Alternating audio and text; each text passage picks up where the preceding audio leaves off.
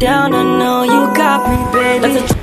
Hello everyone, welcome back to my YouTube channel Marissa Noviani. Today we are going to dive right into the most basic and most important knowledge comfort dangers. Let's get started.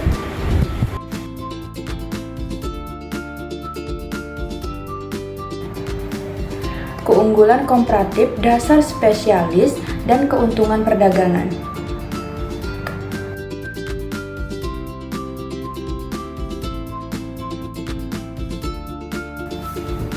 Mengapa perdagangan itu penting? Karena perdagangan memungkinkan konsumsi melampaui batas produksi domestik. Ini adalah inti dari globalisasi dan spesialis ekonomi.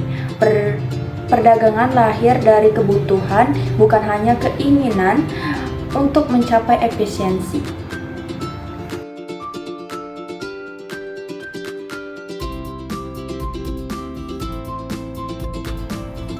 Konsep keunggulan absolut ini berfokus pada efisiensi murni dalam sumber daya atau produktivitas.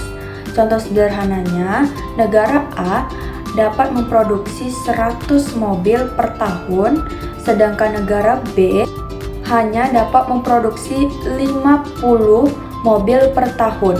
Kesimpulannya adalah bahwa negara A memiliki keunggulan absolut dalam memproduksi mobil.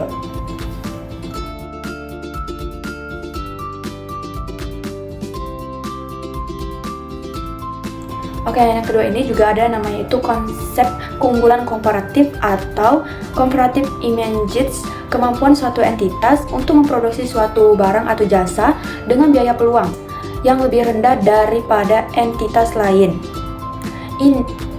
Konsep keunggulan komparatif ini berfokus pada apa yang harus dikorbankan atau dilepaskan untuk mendapatkan barang tersebut. Ini adalah inti dari spesialisasi. Konsep ini berfokus pada apa yang harus dikorbankan atau dilepaskan untuk mendapatkan barang tersebut. Ini adalah inti dari spesialisasi. Biaya peluang, nilai barang atau jasa terbaik kedua yang harus dilepaskan untuk mendapatkan barang yang dipilih.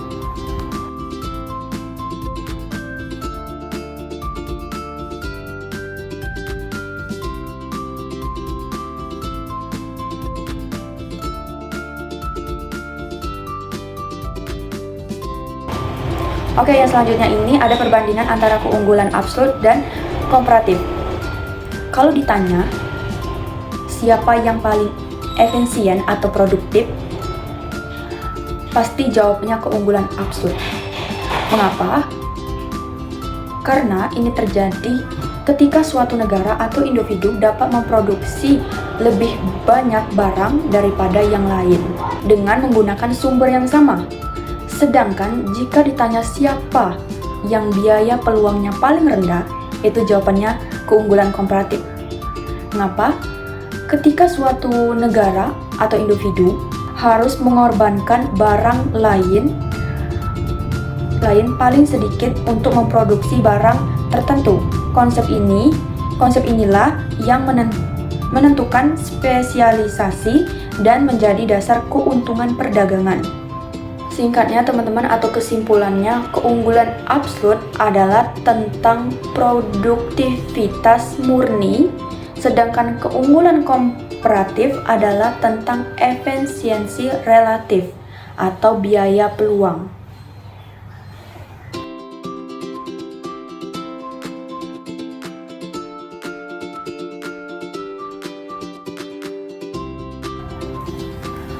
Oke, selanjutnya ini ada model dan perhitungan atau batas kemungkinan produksi, atau disebut dengan PPF atau Production Possible Profit. Grafik yang menunjukkan berbagai kombinasi output yang mungkin diproduksi suatu entitas diberikan sumber daya dan teknologi yang tersedia. Kurva ini menggambarkan batas maksimum produksi yang dapat dicapai. Teman-teman bisa lihat gambar di samping teksnya tadi. itu merupakan biaya peluang atau kemiringan atau slope dari kurva PPF secara visual mempresentasikannya. Biaya peluang yaitu beberapa banyak suatu barang harus dikorbankan untuk memproduksi satu unit barang yang lain.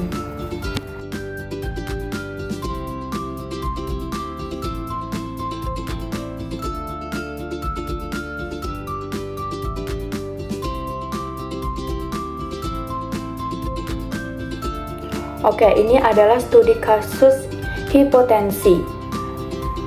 Oke, teman-teman, di sini kita asumsikan saja dua dunia yang sangat sederhana, di mana hanya ada dua entitas, ada negara A dan negara B,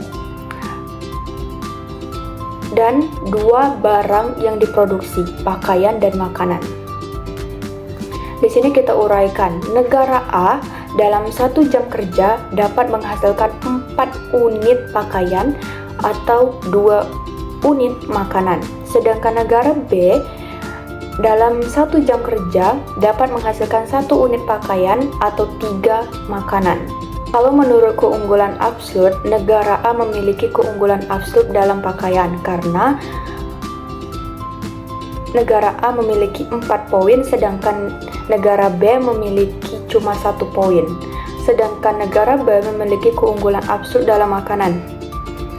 Negara B memiliki 3, sedangkan negara A memiliki 2. Dalam kasus ini, keunggulan absolut terdistribusi, tetapi keunggulan komparatif akan menentukan spesialisasi yang optimal.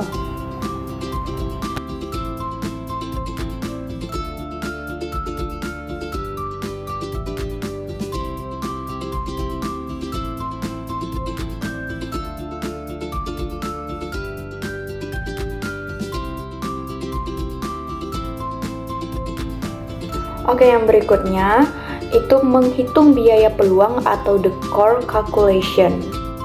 Di sini kita asumsikan saja negara A memiliki KC terendah dalam pakaian, yaitu 0,5 lebih kecil daripada 3.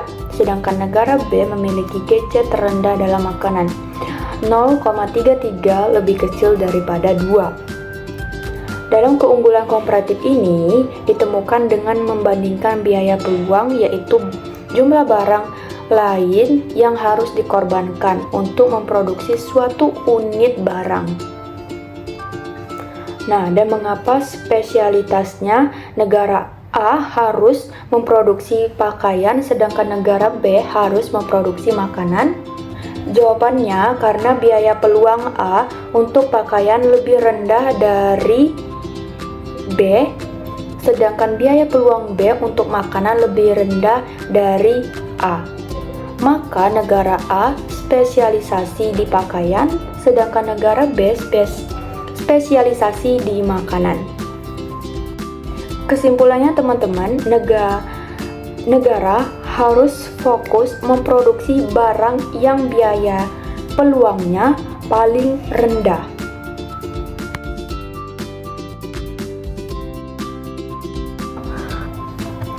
Dan yang selanjutnya ini ada keuntungan dari berdagang, spesialisasi penuh, dan produksi global.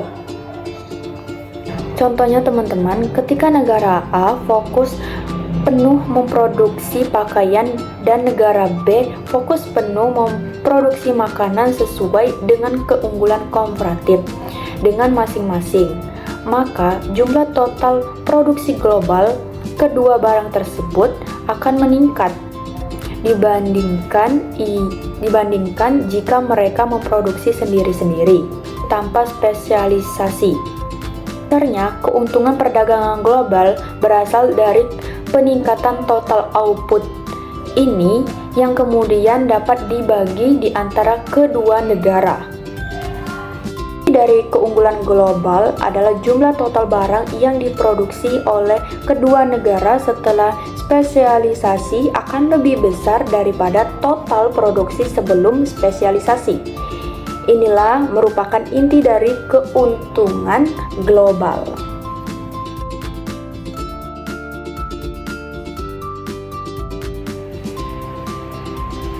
Dengan perdagangan pada harga yang menguntungkan, kedua negara dapat mengasumsikan kombinasi barang yang sebelumnya tidak mungkin dicapai jika mereka memproduksi sendiri-sendiri, yaitu titik konsumsi berada di luar kurva PPF mereka.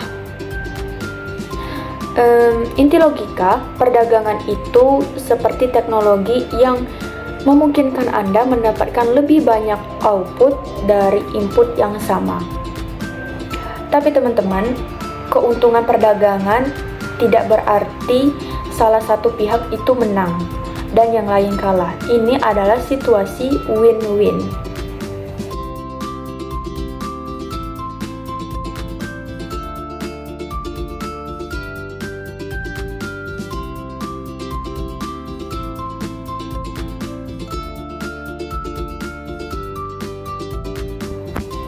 Nah, yang selanjutnya ini ada rasio pertukaran atau terms of trade. Rasio pertukaran adalah harga atau rasio kuantitas di mana dua barang diperdagangkan antara negara. Contohnya lanjutan, pakaian vs makanan. Biaya peluang pakaian A itu sama dengan 0,5 unit makanan, sedangkan biaya peluang pakaian negara B 3 unit makanan. Rasio pertukaran yang menguntungkan, harga 1 unit pakaian harus berada di antara 0,5 makanan dan 3 makanan. Misalnya, 1 unit pakaian ditukar dengan 1 unit makanan. Itu adalah rasio pertukaran yang menguntungkan. Intinya, agar perdagangan benar-benar saling menguntungkan atau win-win, rasio pertukaran tersebut harus berada di antara biaya peluang masing-masing negara. Jika rasio ini ditetapkan dalam rentang tersebut, kedua belah pihak akan memperoleh keuntungan dan bersedia berdagang. Semakin jauh rasio dari biaya peluang domestik suatu negara, semakin besar keuntungannya diperoleh suatu negara.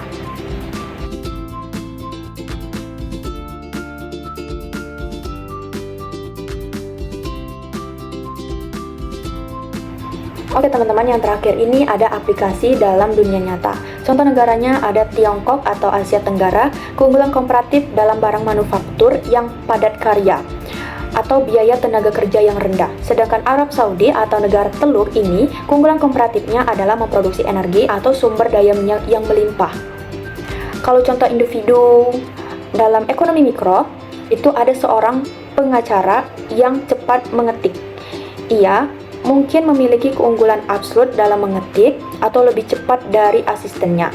Tetapi, ia memiliki keunggulan komparatif dalam memberikan nasihat hukum.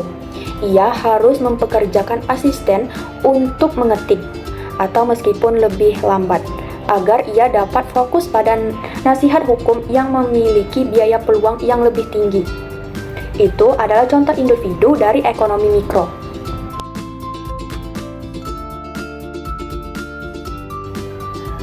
Oke, dapat disimpulkan bahwa keunggulan komparatif adalah konsep mendasar yang menjelaskan mengapa spesialisasi dan perdagangan adalah mesin dorong pertumbuhan ekonomi global. That's the essence of competitive advantage. If you find this useful, please like and subscribe. See you in the next video.